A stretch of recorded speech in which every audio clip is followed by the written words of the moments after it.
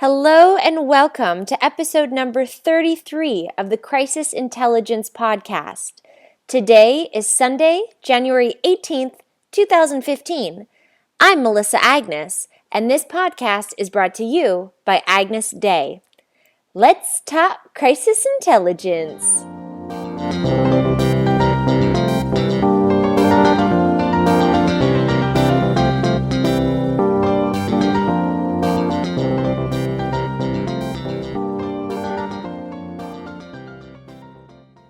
Welcome to the show, Brad. Why don't you introduce yourself and tell us about what you do?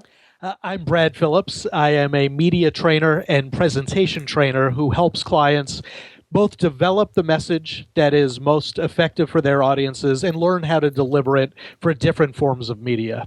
And you have, Brad, I don't quite remember how we found each other, but I know that I've been a major, huge follower of your awesome blog, MrMediaTraining.com, for years now.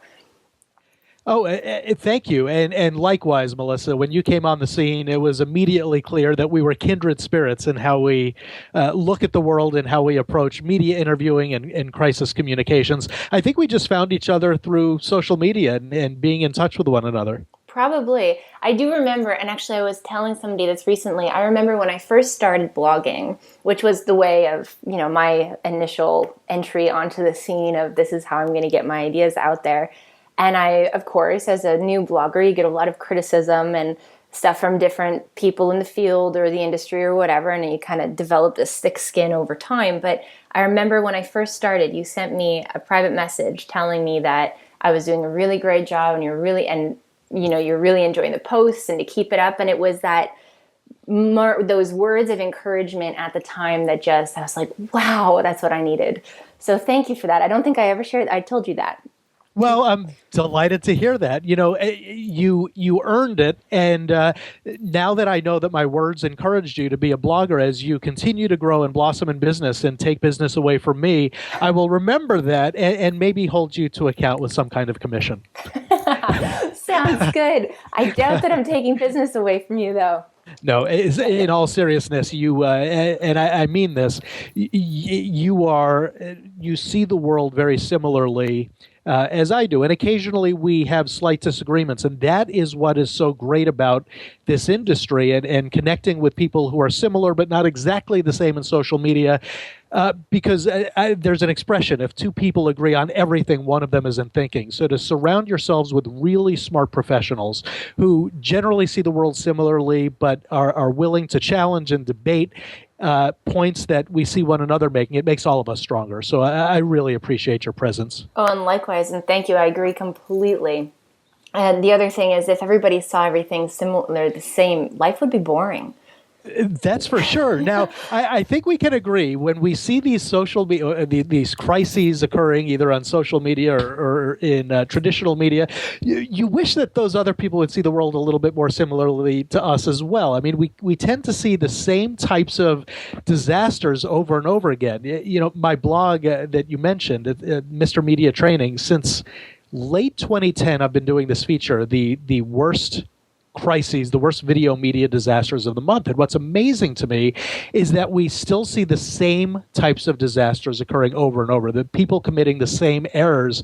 So I think one of the things for people like us, people who are practitioners in crisis communications, is we can continue talking about best practices all that we want. But as long as there are human beings on the planet, there will be people who continue to make the same mistakes repeatedly.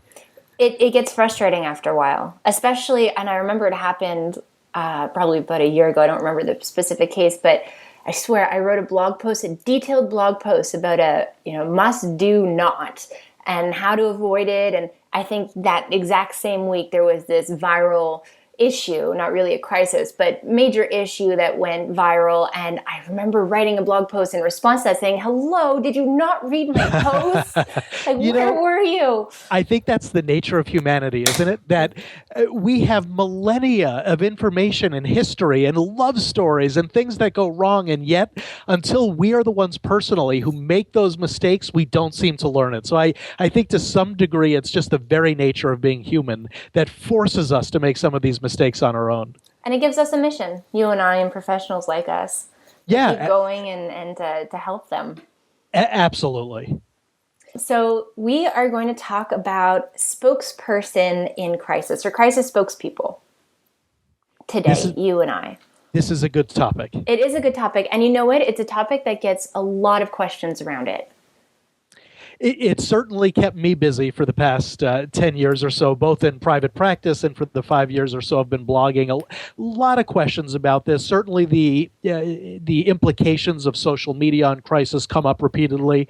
But then there are those questions that are kind of more evergreen, like who should I select as my spokesperson in a crisis, are the types of things that we've spent a lot of time thinking about and probably are so obvious at this point to you and I that we no longer spend a lot of time on it, but are very much present and front and center for a lot of our clients. Absolutely.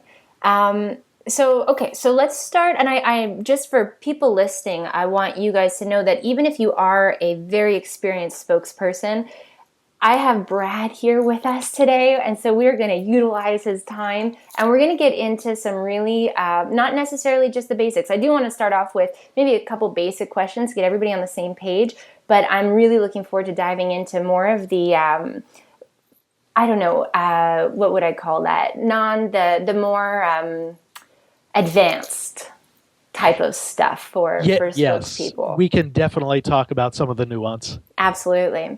So I guess to start off the conversation, what makes a good spokesperson, and primarily what makes a good spokesperson for crisis?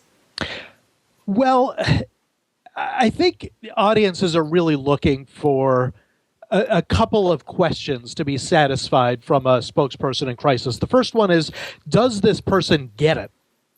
I know that sounds like a simple question, but on some kind of gut level, that's really what it comes down to for audiences. Do they get it? And the second question is, if that person gets it, are they competent and capable enough to address the problem? So that's what I think audiences are looking for from a spokesperson in crisis. And, our colleague Jane Jordan-Meyer really synthesized this in a very nice way by saying it comes down to some kind of balance of the heart and the head. It's not enough simply to be a compassionate spokesperson in crisis if victims are involved, if you don't have at least some of the facts, and nor is it enough to have all of the facts if you're not able to communicate it with some kind of compassion for the people who are affected. So I'd say that heart and head balance is absolutely critical and one of the most important components for a good spokesperson in crisis. I agree. Jane is so fabulous on this subject, and what she calls emotional intelligence, another way of bringing in the heart and head. And actually I don't know if you've seen or heard it, I have a really great podcast with her on exactly that topic. What is emotional intelligence, and what does a leader of a crisis, what does it take actually to be a leader in a crisis? Yeah, and that topic is so important. As we're recording this podcast, in just the previous week, I've seen a couple of examples of pretty big crises and institutions responding publicly to those crises. And what gets stripped out of it completely is any semblance of humanity. So you're left with these very corporate-sounding template statements that clearly were drafted probably by a board of attorneys. And there's not a single person, it seems, in the room like us willing to push back and say, where's the humanity in this? This doesn't address the people who are affected in any way. And so one of the things that I'm telling clients now is always remember in a crisis, you're just a person talking to another person. Such an obvious statement, and it's shocking how many times companies in crisis don't remember to include that in their statements. And today with social media and all of the new rules that have come with social media and just the online world in general, you don't get away with it. Not only do you come across as heartless, lacking that emotional intelligence, as Janie would say, but you will not get away with it. You will be faced with an issue within the crisis because you will be criticized to your core on that lack of compassion and that human level. Absolutely. When I started my blog in 2010, I was somebody who was doing this kind of analysis of the kinds of statements that companies and institutions are putting out and dissecting them and talking about what worked and what didn't. And one of the really interesting things that's happened in the 4 or 5 years since is that now bloggers for big blogs, Huffington Post, BuzzFeed, Gawker, are doing the same thing. Now, certainly they weren't inspired by me to do that, but the point is that that type of analysis that used to be more of a niche has now become mainstream, with reporters and bloggers taking on that role themselves. So when companies don't release a human-sounding statement today, they're not just criticized by people in the industry like us. They're criticized by much more mainstream outlets. And on the flip side of that, you have people like Jan Gomeshi, who came out trying to sound human, trying to manipulate the situation as it turned out, and gain that appeal and the good side or the good grace of people, and win that crisis by coming out as a human. And actually what burned him, of course, was how badly how well, I suppose, he manipulated the situation. Well, I think there's something really important to that, which is we know and we write about what are the best practices of how to respond in a crisis. And so we kind of offer the template. And anybody can use that. People can use it for good or evil. People who are guilty of something can look at that best practice template and try to apply their situation to it themselves, thinking they'll get away with that because, after all, they're using the best practices. But the one thing that they're forgetting is it has to come across as authentic to the public. And I think that regardless of education level, regardless of demographics, one thing I think that is universal is people have very sophisticated BS detectors. When somebody is spinning and evading and inauthentic, they know it. Something on a gut level is telling them that. You can only fool people for so long, and I think that's where he went wrong. You could try to apply the template to your situation, but if you're doing it in a way that is obviously inauthentic, it's going to backfire, and that's exactly what happened in his case. Yeah, absolutely. That one's a great one. A great case study. It's not a great crisis. It's a great case study that kept going for a while, actually, with so many different angles and so many different lessons than what we typically see, because of what he did. And I don't mean because of his offense, but because of what he did in order to get ahead of the story and manipulate the story, and how that turned out against him. Yeah, and on the flip side of his approach now, of course, is Bill Cosby's, who went to the silent approach of literally, and I don't remember ever seeing this before, during an interview when he was asked about rape allegations, and now there are multiple allegations. I think the latest total is something like 16 women have stepped forward to claim that he in some way sexually assaulted them. During during an interview with National Public Radio, he was asked 3 times to comment on it, and he shook his head no. The host had to say, Mr. Cosby is shaking his head that he won't comment on this.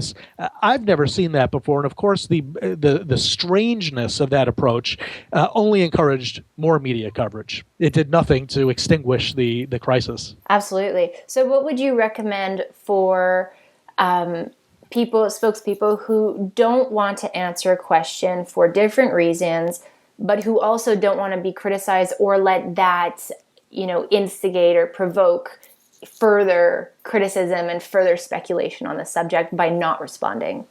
That's always a difficult question to answer in the abstract, because you really have to know the facts of the individual case to make a recommendation to that client about what to do. I mean, using Cosby's case as an example, let's assume that he's telling somebody behind the scenes, his attorney, his publicist, somebody, what the facts of the case are.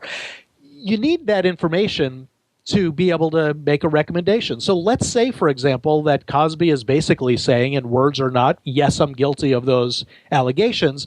Maybe just disappearing and saying nothing is the best thing to do, because if you come out publicly and admit that you did those things, then your career goes away completely. If you say nothing, at least there's some ambiguity about whether he's guilty or not. And then, of course, if you were to comment and if he's innocent, of course, there would be a much different remedy. Now, that's a case I personally wouldn't take. If I thought that a client was guilty of what he is accused of, I would want no part of reputation management for that person. That's a line that every professional has to draw for themselves as well. I mean, we talked about that. We have the template, know what often works in crisis, and then we have to make decisions about for which clients in which situations is it ethical to deploy that bag of tools and techniques, and to be deploying it on somebody's behalf who is, and again, we're assuming for the sake of this conversation that there's guilt there, not that we know that at this point. But if we did know that, I think there's a real ethical question about do we want to use our techniques and everything that we've learned to help people in crisis get out of or somehow mitigate their reputation. I personally am very happy in a situation like that, assuming, of course, that there's guilt, to let the person be held accountable for what they've done. Agreed. And it meant, like, again, it's a personal decision. And it was interesting with the Jan Gomeshi case where the crisis firm that he had originally hired, I think when more truths came out and you could really tell that he really did manipulate the story and the situation with CBC, with everybody that he needed to do that with, that he felt that he needed to do that with. It was interesting to see their response and when they dropped him, and actually for their own reputation, they took the smart move of, in my opinion anyways, of dropping him and releasing the statement that they did and then moving on. Yeah, I probably as a practitioner would have done the same thing. There's an ethical question there that they're taking the money when times are good and the second things turn bad and he really needs counsel, suddenly they don't want to cash the checks anymore.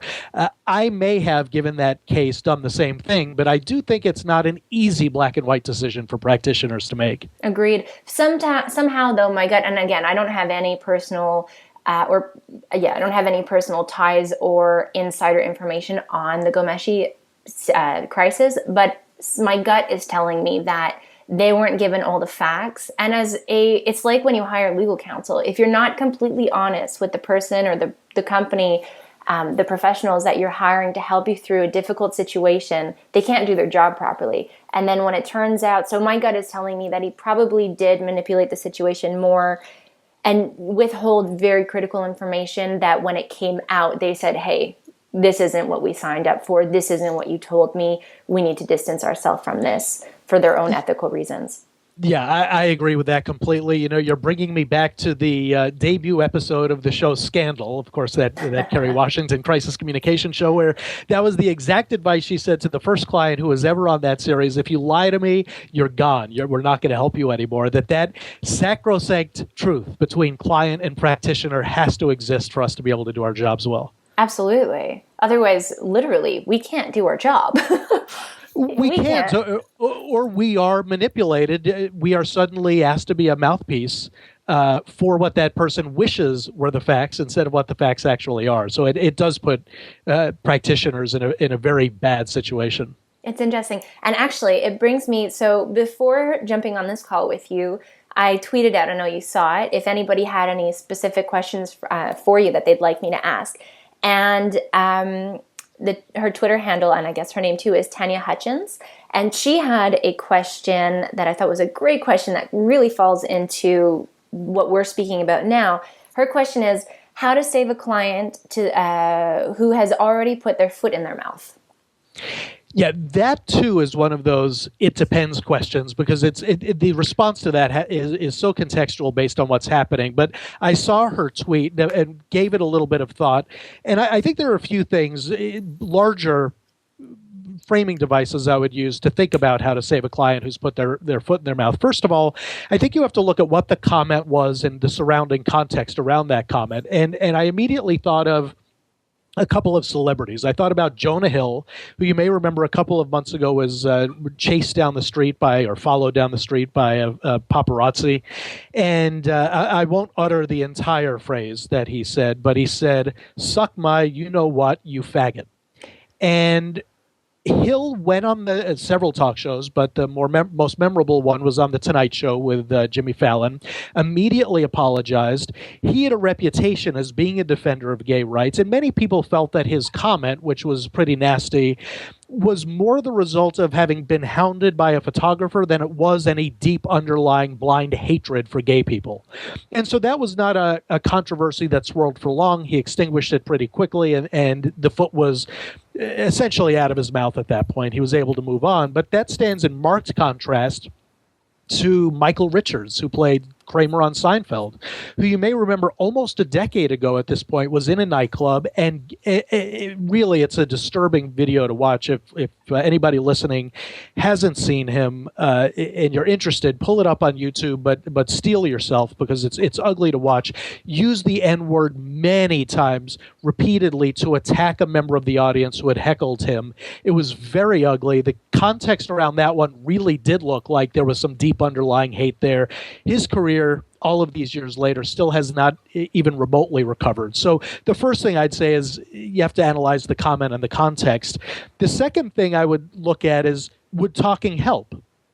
Sometimes it is best just to make a short statement and hope the comments disappear into the ether and have a short social media shelf life. Let the comments play out for a day or two and they're gone and you can move on.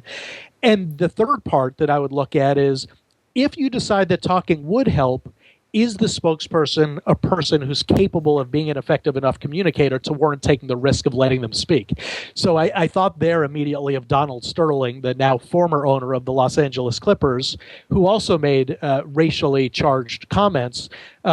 He was obviously not capable of being a good communicator on his own behalf. In fact, the interview he gave with Anderson Cooper was such a disaster that it just hastened him losing the team.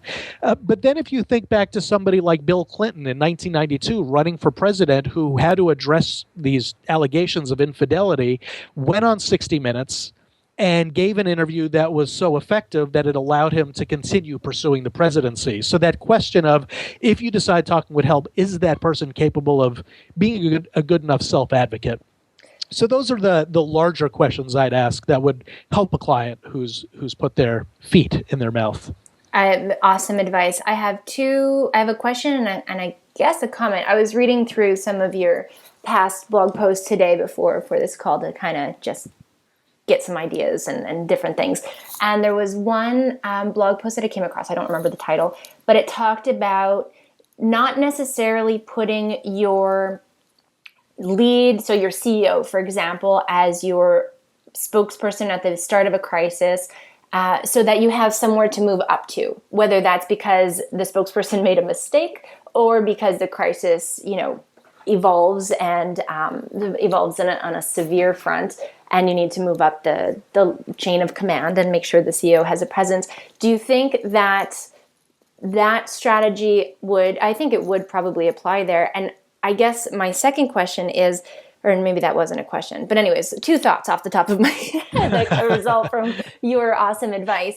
The other thing is, do you think that there's a difference between personal brand making a mistake like that, putting your foot in their mouth, and a corporate organization, so the spokesperson for a corporate organization? I would think that it's probably easier, for example, Jonah Hill to come on stage and say, wow, was I ever an idiot? I'm so sorry. That's not what I meant. Those aren't my feelings. It's et cetera, et cetera. Of course, the actor who was Kramer, that's a different situation. But if it had been a comment like that, like Jonah Hill's comment from an executive or from a spokesperson within an organization, a very known organization, it would have more represented or been a representation of the organization and maybe harder to detract from or overcome. Well, I think that's a very astute observation. There's definitely a difference between personal and organizational crises and how you can respond. I think you're seeing an example of that as we speak. Uber, the taxi company, is under fire because one of its principals made a very stupid comment about a reporter who had written critically about Uber, and that person said, well, maybe we'll look at that person's, and it was a woman, so it dragged gender into this. Maybe we'll look at her taxi history with Uber to see where she's going and when, to see if there's anything there. After all, we should be able to use that information to fight back against the negative press. So yes, that's going to be a much different type of thing to have to apologize for, try to explain away, try to move on from than the Jonah Hill example. But I do think some of the underlying principles are still the same even then. To the first question you asked about how to select the right spokesperson in a crisis, what you said is exactly right. One of the things I always think is that the person you choose to be your spokesperson in crisis communicates a lot. And what I mean by that is where that person falls on the hierarchy chart communicates a lot. If you pick somebody who's too high on the hierarchy chart to communicate, it suggests or can suggest to the public that the crisis or situation is bigger than they thought it was. And if you pick somebody too low, it can show that you're almost brazen toward the crisis itself, that you're a little bit too flippant, not taking it as seriously as it should be. And although what the excerpt that you read, that sometimes you should start with somebody lower down than higher up, so if that person makes a mistake, you can go up. I think that advice is generally good, but there are some crises that are so big and so organizationally defining that you really have no choice but to start with the person at the top of the organization. Oh, I absolutely agree. I think that most people, though, when they think of crisis spokesperson or people, they think right away, oh, the CEO needs to be it. And that's kind of, yes, there are definitely situations where the CEO or the chairman needs to be the leading voice and face in the crisis. But there are so many crises as well that it doesn't necessarily need to be, or shouldn't actually be, the CEO for multiple different reasons. Absolutely. I have an example in my book, and this came from a training that we did where I kind of had this aha moment where if there was an explosion, let's say, at a Wyoming plant, to have the company's headquarters in Chicago commenting on what happened in Laramie, Wyoming makes no sense.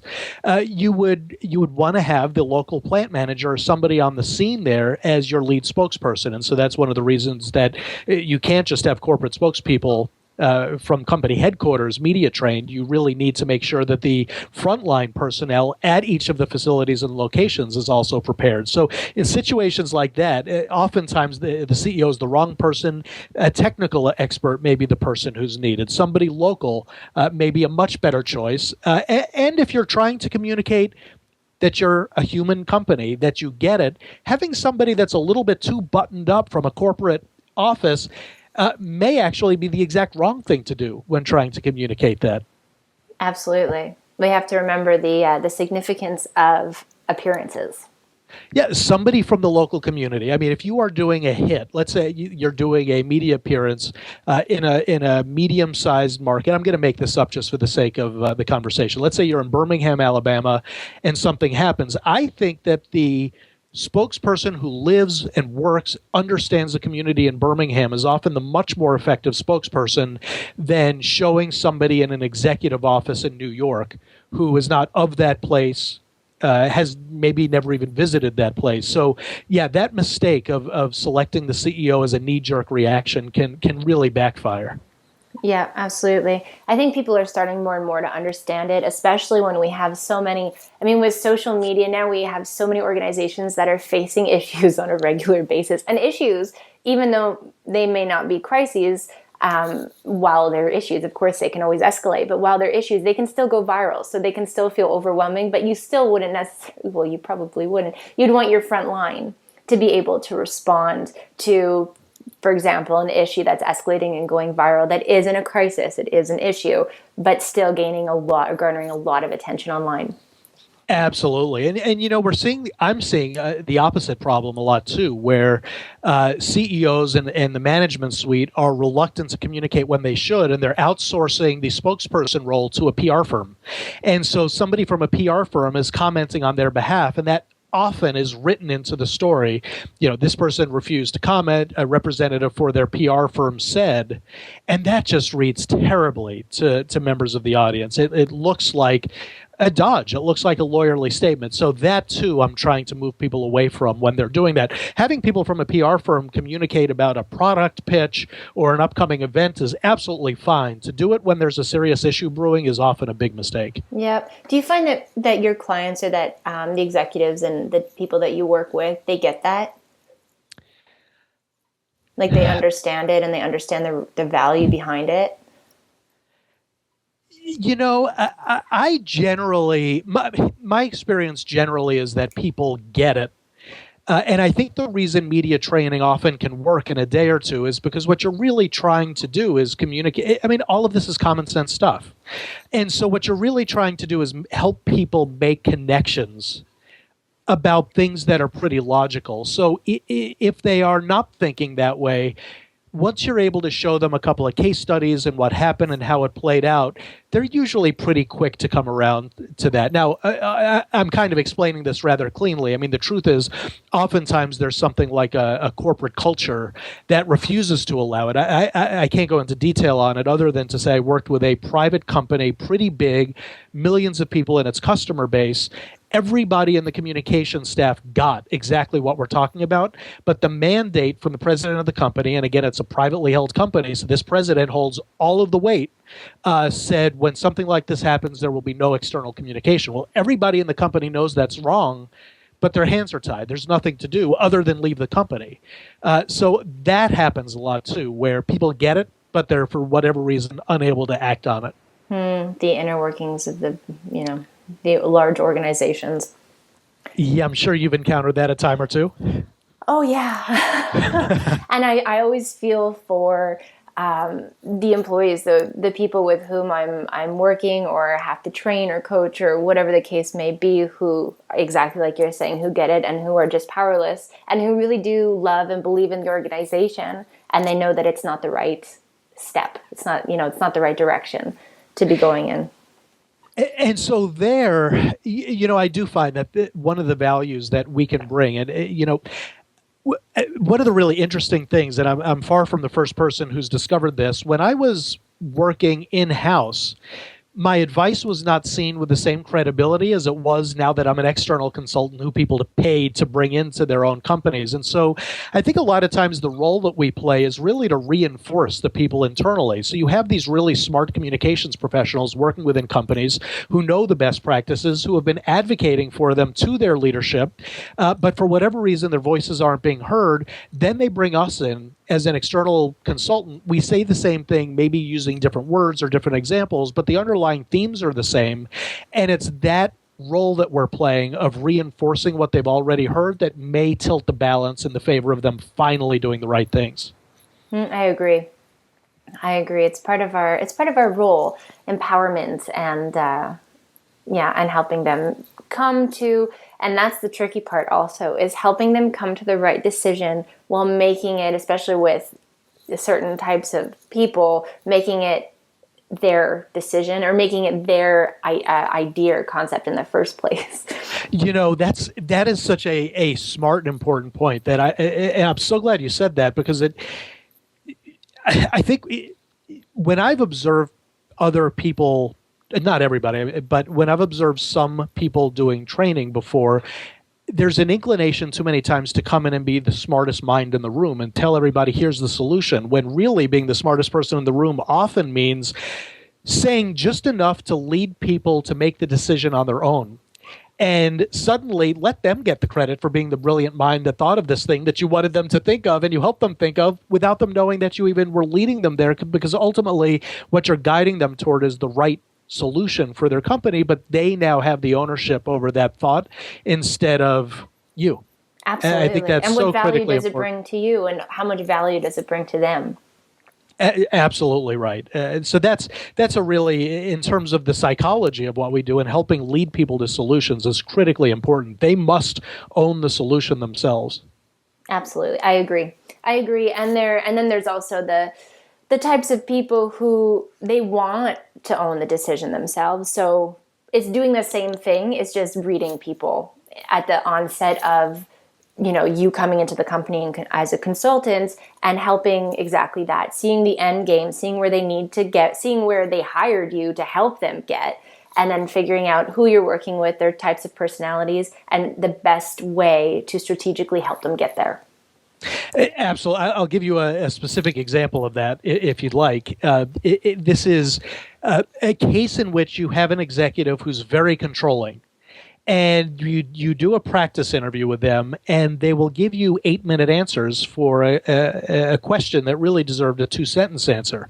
And everybody in the company wants to tear their hair out because they know what a disaster it is when the executive goes on that far. And so what I'll sit across from the executive and say is, I'm surprised, because typically when I work with executives, they really want to have some control over the interview, but that doesn't seem to be particularly important to you. Well, of course, that makes them say, well, of course I want to be in control. What are you talking about? And it's kind of a cheeky way of making that point to them. So yeah, you always have to be aware of communicating in different ways to different types of people for them to produce the aha moment on their own. Absolutely. You can't give them that. You can't give them the aha moment. Right. You can't be the anvil hitting them over the head. That's it. You can't have the aha moment and expect for them to have the same aha moment, I guess is what I was trying to say. Exactly right. So how do you feel looking at social media and the real-time news cycle that is today? How have you seen that impact your trainings, for one, but also in the sense of a spokesperson feeling that, or just crisis communicators feeling and knowing that they need to communicate in real time, they need to get ahead of the story and all when they do get that, actually. How has that impacted both your training and also just the experiences in the real, in the moment experiences for the people that you train? Did that make sense? I think the biggest thing with social media that I see is that people are very aware of the challenges of social media in crisis, and as a result, I think they too often underestimate the potential benefits of social media in crisis. So as an overall statement of what I see when this discussion comes up, that's it. And the point I always try to make to people is, yes, there are challenges, but the benefits of being present in your own coverage, allowing you to demonstrate your competence in real time without a media filter, without an intermediary between you and your audience, is huge. So you are able to extinguish, using social media, depending on the context and the situation, of course, a budding crisis before the flames ever grow too high. So that's a huge advantage that didn't exist 10 years ago. And so people should not only focus on the negatives. In terms of responding quickly, I think that's always been the case. It's just that the timeline has gotten shorter. I always think about something that Eric Desenhall, a crisis communications professional in our industry based in D.C., wrote in his book, Damage Control. He brings up this Tylenol case from 1982. This was the example of cyanide being purposely put in some of its capsules. And it's still held up to this day, 30-some years later, as an example of brilliant crisis communications. Well, in 1982 it was. But the point he makes in the book is if a company waited for almost a week, I think they waited 5 days to pull the product from the shelves, they would be crucified on social media for waiting so long. So that timeline has shrunk. I would say if that happened today, the product would almost have to be pulled within a day for them to be able to accomplish what they tried to do at 5 days just 30 years ago. So I think those are some of the things with social media that tend to come up in our conversations pretty often. In that case in particular, as an example, that actually would have needed to be on a crisis management front. Pulling the items off of the shelves needs to be the knee-jerk reaction. It would have needed to be, especially today, the absolute first thing, and would be more important to do that. And then, of course, to communicate that you're doing that, more important than actually releasing an official response. Because that in itself, that action is an official response. So how long do you think, and I know you're the interviewer here, but if I could go ahead. impose one question on you. So let's say you're sitting in Johnson & Johnson headquarters and you get a call that there was one capsule that you think had cyanide in it. You don't know how it got there. You don't know if it's an anomaly or a trend yet. Do you pull the entire product line immediately? Do you pull it just from that local market? I think those questions are still really tough to answer. I know the right thing to do is pull it, but the question is, do you need more than one case to pull an entire product line nationally? If and in this hypothetical, somebody has been poisoned with cyanide, and all things are leading to the fact that it most likely came from the Tylenol pill that they took. I'm asking, is that kind of the picture that's being painted? Right, that's it. Then yes, it needs, and if not, maybe it wouldn't need to go national at that moment, but the very first thing, if one person has been poisoned with cyanide and the media is going to report or is already reporting that it was due to Tylenol, that company needs to be seen as taking the action, the immediate action to prevent that from happening to others. And in order to do that, the only thing you can do is pull them off the shelves. Right. So, I mean, what we're really saying is that the response of the media, the increasing sensationalism of the media, Ebola being a good example, is forcing companies to take financial hits that are multi millions of dollars for preserving their reputation and brands, even when it may not be the most rational decision. In other words, you have to act before the information is even in, which would help you make a better decision. Just because the media coverage will be so intense that you have to do it, even if it later proves to have been complete overkill. Yeah, and I mean, like I said, wouldn't have had to be, in this hypothetical situation, it wouldn't have to be, you wouldn't have to do it nationally if there was one report of one incident in one area. But at the same time, thinking about pulling even just from that region, pulling everything off the shelf in that region, and the monetary impact, of course, that's going to follow that. However, the impact of you putting, or the company putting, life of your customers ahead of your bottom line, that's priceless. As in terms of your reputation, in terms of instilling credibility, gaining trust, and will probably, that smart move and that emotional intelligence will probably positively impact the organization for the long run, way more than what would have happened had it never happened.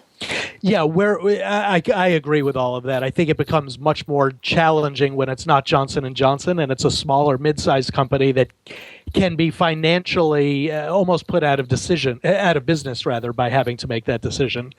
I think it's easier for a company of J&J's size to be able to pull that off. Yep.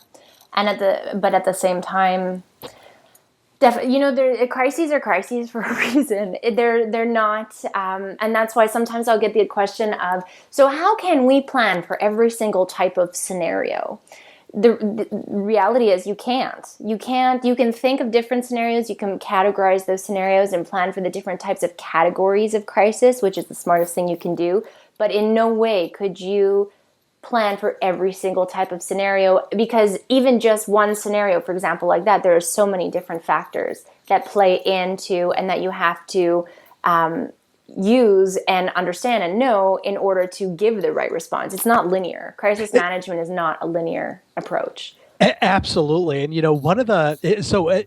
one of the really interesting things that happens a lot when we do crisis scenarios with our clients is we'll give a scenario, and they will, and sometimes we're using a scenario they've actually encountered before, which is even better. And we try to come up with, well, what are the right messages? What do you want to communicate when we do this? And at this point in the training, I usually pull myself out and I let them have the conversation amongst themselves to try to develop the best messaging. And I let this go on for about 15 minutes. And oftentimes they're tying themselves in knots, trying to come up with the exact right message and the right language. And, well, we can't say this or this or this. Maybe we should say this. I don't know. Remember, we can't say this for legal reasons. So I let this go on for a while. And then I'll jump in about 15 minutes in and I'll say, just off the record, just for my own understanding, what's the real answer? And they'll tell me the real answer. And I would estimate 7 or 8 times out of 10, that's the answer they should be using with the media. That so many times they're twisting themselves in knots unnecessarily when just communicating what they want to say was actually the right thing all along. I love that you're bringing up that point. I see the same thing Agnes Day does a lot of crisis simulations, and we have a tool that simulates everything from social media to the news cycle to Google, et cetera, where we have to, and then of course we have the traditional side of things where people are calling in, role playing and pretending to be reporters or different stakeholders. And it's, okay, so for example, I did one last week, and it was a very, very viral, very severe crisis was the scenario. And this is actually the second time we go into the company. We went in 4 or 5 months ago, and they didn't actually manage the scenario that we threw at them, which was a surprise to us because this is a really savvy, really smart organization. They didn't manage the crisis, or not successfully anyways, within the 4 hours of allotted time. And so we came back in last week to put them through a fresh scenario, but testing the same attributes within their organization. And what we saw, the biggest takeaway in, and I see it all the time, but in this particular case, was at the time, so say maybe 3 hours into the exercise, they understood everything that was going on, everything that was being thrown at them. They had it clearly, outlined in or mapped out in their minds and on their tables. And they knew what they needed to do. They knew that they needed to first calm the media frenzy and the social media frenzy and put out these statements, and they had approval. The social team, the frontline had approval from the executive team of what to say. It still took them 1 hour from the time that decision was made to actually put out the first statement, and the first statement was by nowhere near the only statement needed to go out. So that time, that 1 hour of time between when they got approval and knew exactly what to do and then actually implemented what they did, first of all, we got to escalate the crisis further because we have control in the heat of in these exercises, and we can show impact. So we got to escalate it further, which would not have happened. And what we realized was that they were focusing too hard on the exact terms. No, we can't use that term. No, we can't say that word. We can't use that word. As opposed to realizing that social media, calming the frenzy on social in these types of situations and correcting rumors and stopping things from going viral and starting to become the narrative of your own story, of your own crisis, is about time and efficiency rather than the perfect word or the perfect term. Focus on the perfect term for your official statement and for your spokesperson's, press conference, but not on social media. So I love that you use that example because it's something that we see behind the scenes far too often. And the result was that they almost didn't manage the crisis successfully by the time the end of the timer stopped for the exercise. But not just that, but they could have managed it 1 hour earlier and had lunch 1 hour earlier. Right. I mean, what a great takeaway for them, too. I mean, you had brought up the point, which I agree with completely, that you can't plan for every crisis because there's far too many to be able, and far too many factors. But what you do hope to develop is a muscle memory that certain things if a crisis hits, we know certain things. A, we're going to respond quickly. B, we're not going to get bogged down in wordsmithing everything to its death at the exclusion of being able to say the things we must say quickly. One other thing I would add to what you've said, and this was an aha moment for me recently. I worked with a client. We were doing press conference drills because this client gave a lot of press conferences, and they hated the media. I mean, I have a lot of groups that have some kind of antipathy toward the media, but this group really thought that the media had it out for them, that they were almost immoral people. And so we did an interesting exercise. Half the people were the spokespeople for the company, but I asked the other half to play the role of the reporters during the press conference. And I asked them both to go off to their sides and the corporate spokespeople to develop what do you want to say during the press conference and stay as close to those messages as you can. And to the reporters, I said, don't be satisfied with the corporate spin. Get behind the spin with your questions. Well, what was really interesting after the mock press conference was I asked the spokespeople, how did you feel? And they said, I hated the media. But then I asked the half of the group that played the role of the reporters, how did you feel during the press conference? And they said, we were pissed. These people didn't answer our questions. They were spinning us. And all of a sudden they understood what it was to feel like a journalist who's not being given a direct answer. It was a revelatory answer, and it completely changed the way that they approached putting their own internal messages together because they suddenly, for the first time, understood that kind of spin wasn't satisfying to anybody. Oh, I love that. I love that you provided them with an aha moment by flipping their side, their angle of a situation that they see often. I wish I could claim being so brilliant that I did that by design. It almost happened accidentally. But now that I've learned that, you better believe I'll be repeating the exercise over and over again. Absolutely. Talking about just muscle memory, I love that you use that term and that's the importance of both of what we both do, I should say.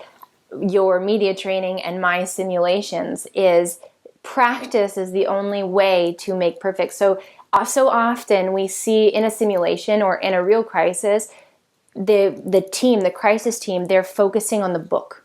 They're focusing on the crisis manual that is designed to take them step by step through a perfectly scenario crisis. And you have no idea how many times in both a real crisis and in a simulation I hear the leader, the crisis communications leader, turn to somebody and say, "Get rid of the damn book, throw it away. It's stopping us. Literally, it's stopping us." And so that's the importance of the muscle memory, is to practice these things so that almost, crisis communication or different aspects of crisis communication, whether it's, putting together and conducting a press conference, or it's putting out your communications on social, that it becomes second nature and that you don't have to fall back on the book.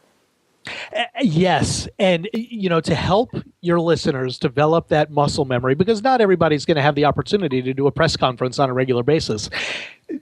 Don't allow yourself to be a passive observer of news. Really be active. When you see a crisis swirling, I mentioned the Bill Cosby crisis, or the crisis affecting Uber right now as we record this. Don't just read the story and at the end of reading the story think to yourself, "Oh, Uber's really blowing this." Be really critical in your analysis. What are they doing wrong here? What are they doing right? If I was in this situation, what would I do differently?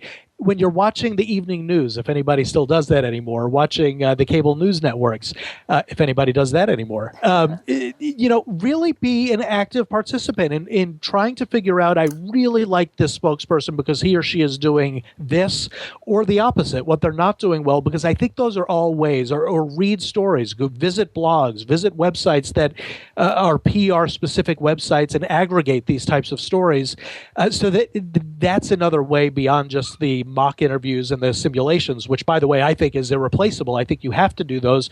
But if you haven't done those yet, at the very least, try to become an active participant in observing what's happening around you instead of simply reading it passively. I agree wholeheartedly. I think it's a great tip. I'd even go a step further and say, maybe not always, but every once in a while, actually put your what you think is a better solution, actually test it out, write it down. So if you don't like a statement from a spokesperson, for example, who's speaking on a subject, on a crisis or an issue, don't just kind of pick out what you don't like. Know that stuff, absolutely. But then go and actually write a statement that you would rather have heard come out of that person's mouth, because the act of doing goes even a step above just recognizing.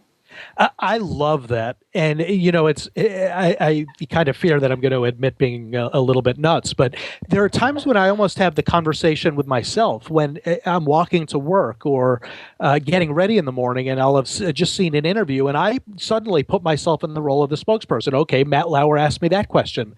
What do I say? And I'm in my mind, I'm not saying it out loud, but I'm role playing in that situation. How would I do that better? So yes, that kind of exercise you're describing, I think, will really help the muscle memory be there when it's needed, when you need to react quickly, but you don't have 3 hours to get all the words exactly precise. Absolutely.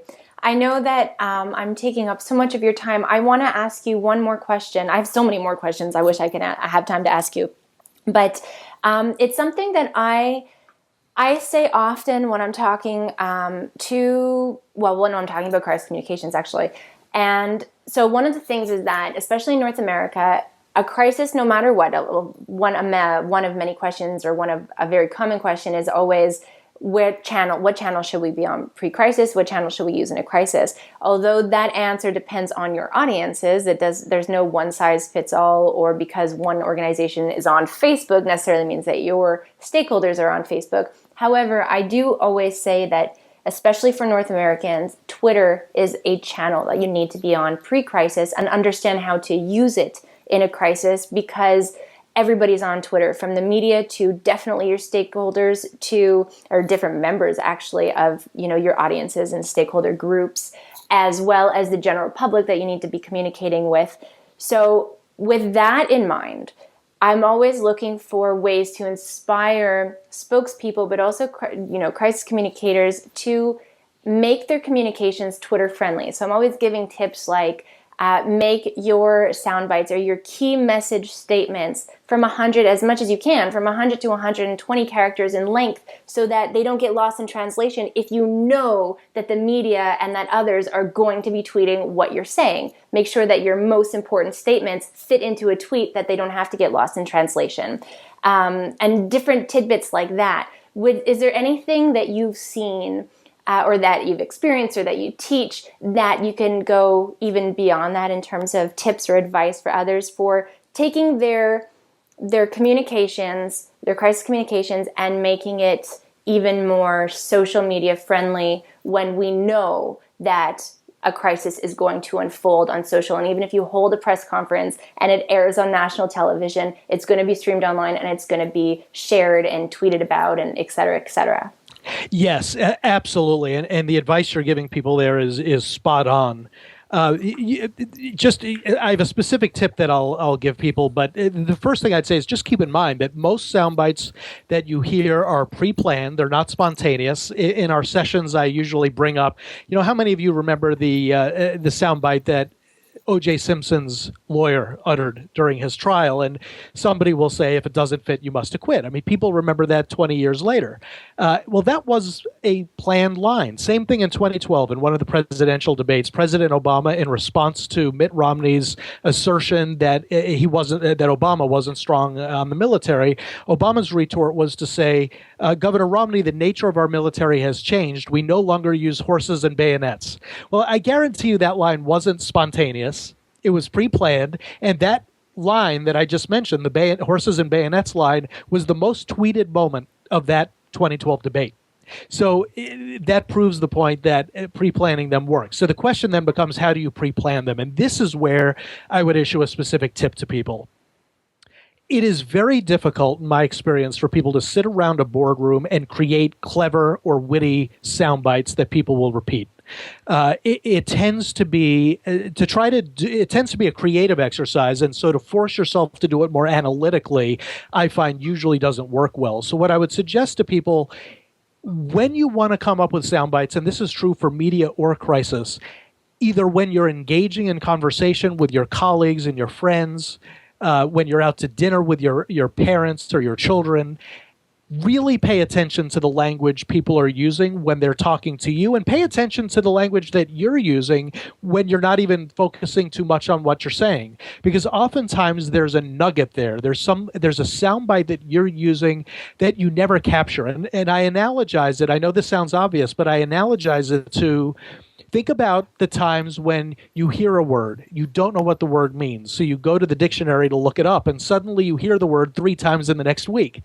Well, the truth is that word has been around you all the time. You just haven't been listening for it. And the same, in my experience, is true for soundbites. So when you do those simulations, when you draft those crisis statements, like you suggested, really pay attention to the language that you're using then, because it's much easier to pluck it out of those situations than it is to sit around a table and try to plan them. I love that answer. Awesome advice. Brad, thank you so much. I've had such a great time chatting with you. Thank you so much for taking the time. And for everybody who is listening, Brad wrote an awesome book that awesome doesn't even describe it. It is like, you know what? I think, Brad, that you should take this book and make, I don't even know how you could do it because it would be super thick, but a compact version that fits in a pocket. I guess we do that with mobile technology. But let me start at the beginning. It's called The Media Training Bible, 101 Things You Absolutely Positively Need to Know Before Your Next Interview. And I swear it really is the Media Training Bible. When I read it, I felt like owning a copy of this book gave me Brad Phillips in my pocket whenever I needed him. So I definitely recommend, and I'm going to put a link, there will be a link in the show notes of this podcast to all of the places that you can connect with Brad, which I'm going to ask you to share with everybody now, but also to purchase the book, whether it's the material version or the e-version, within the show notes below this podcast, no matter where you're listening to it, whether it's from the Crisis Intelligence blog at agnesday.com, iTunes, or Stitcher. So with that said, where can everybody find and follow you, Brad? Well, thank you, first of all, for those very nice comments. And I've known that you're a great blogger, but now I know you're also a great broadcast journalist. So thank you for a great conversation. The book itself, I'd love to claim credit for all of the thinking behind it, but the truth is that the blog, it's Mr. Media Training, mrmediatraining.com, is almost the proving ground where I write something that I think is right, and occasionally I get pushback from readers, or people will just add their own thoughts to it. And so you see some of that thinking reflected in the book. So I'd encourage people, visit the website, participate. Your thinking really helps make me better at what I'm trying to do as a media trainer. So Mr. Media Training is one way. On Twitter at Mr. Media Training, and same thing on Facebook, although I discourage people a little bit from Facebook now because they don't show up in organic reach. People are not able to see me in their feed. So Twitter, the blog, or our newsletter, which you could sign up for from the blog, are the best ways to remain in touch. Very cool. And, to your note about, I think that everybody's feedback and the things that we read really does shape us as a blogger and keeps our eyes open and our thoughts and ideas fresh to provide new and fresh material for our readers. But I can say from experience to those of you listening that if you have a question about anything around Brad's topic on media training and media skills and, spokespeople, if you email Brad your questions, he will write you answers in his blog because you've done it countless times for me. So, I'd be happy to contact at mrmediatraining.com. And I love when people write in with smart questions. And so please use me as a free resource. It provides great blog material for everybody else and will hopefully help you out along the way. Thank you so much for your time, Brad. Thank you, Melissa. So this is a bonus piece that we've never done before in the Crisis Intelligence podcast that I'm really excited to do because this hour-long conversation with Brad Phillips was just not enough. And I still have all kinds of questions that I know you guys have because I get them from you all the time. So Brad, are you ready for a lightning round? Yes, very quick answers. Here we go. Okay, number one, what is the... I'm not fast enough for my lightning round. Okay, the top questions you get asked in terms of for spokespeople for media training. We actually covered that one already. The question is, who should be the spokesperson? I use as the guides for that somebody who has the head and the heart, somebody who is not too high but not too low on the hierarchy chart, and somebody at the right location, whether it's a corporate spokesperson at a national headquarters or somebody on the scene locally. If every employee is a spokesperson for their organization, which they in fact are, so that's a true statement, what does this require in terms of any level of media training for different members or every member of an organization's team? It means that if you train your executives, but you don't train your receptionist, the training you did with your executives is useless. Because all it takes is one phone call to the receptionist who says one thing that indicates that there is indeed a crisis or something happening or confirms the reporter's story, and all of your efforts with you in the simulation room or me in the training room are completely undermined. Top needs that you see that absolutely need to be met when in terms of a spokesperson in a crisis. Top needs that have to be met in terms of personal qualities? Anything that comes to mind. I would say that the person has to be perceived as candid. That does not mean that you have to say everything that pops into your head, but it does mean that if you can't communicate something because you either don't know it or you're not authorized to say it, the public, you should explain why you can't say more, and the public should get this strong sense that you are a straight shooter. Two-part question. The biggest mistakes that you see continually being made by spokespersons in a crisis, that's part one. Part two is how can people avoid them? I would say one of the biggest mistakes that we didn't cover before is that they apologize the wrong way. The natural human instinct when somebody's accused of doing something is to defend themselves and say, you're misinterpreting my motives, which may be true, but that statement does nothing to satisfy the swirling controversy. And so days later, usually they come back and finally issue the better apology. So the biggest mistake is that they don't issue that second apology first instead of waiting several days and doing it second. The way to fix that, of course, is just to give the second apology first. And last but not least, ideally and realistically, how often should spokespersons be trained per year with an actual media training exercise? I'd say once a year is usually sufficient, but what I would say is in the interim between those year and a half between trainings, do what we talked about in the full podcast, which is to say, be an active participant. Don't ever watch the news uncritically again. Really dissect what you're seeing unfold in front of you and challenge yourself with what you would do differently to make it better. Anything that you want to add that I didn't ask? Melissa, I think you've covered everything. And the only thing I would add back to the question about when I said the receptionist, train your receptionist, the only thing I want to say is you don't have to spend thousands of dollars for a media trainer to train your receptionist. Just have a one-pager. Give it to every receptionist. Give it to your security guards in front of your facility. Even in some cases, give it to spouses of the men and women who work for your firm so that when they get an unexpected call, they at least know what the procedure was and where those calls should be routed. You could do it for free, but if you have a temp sitting in the receptionist chair for a single day, make sure that temp gets that one pager, because that could be the day that something goes wrong. Brad, you totally rock. Thank you so much. Thank you, Melissa.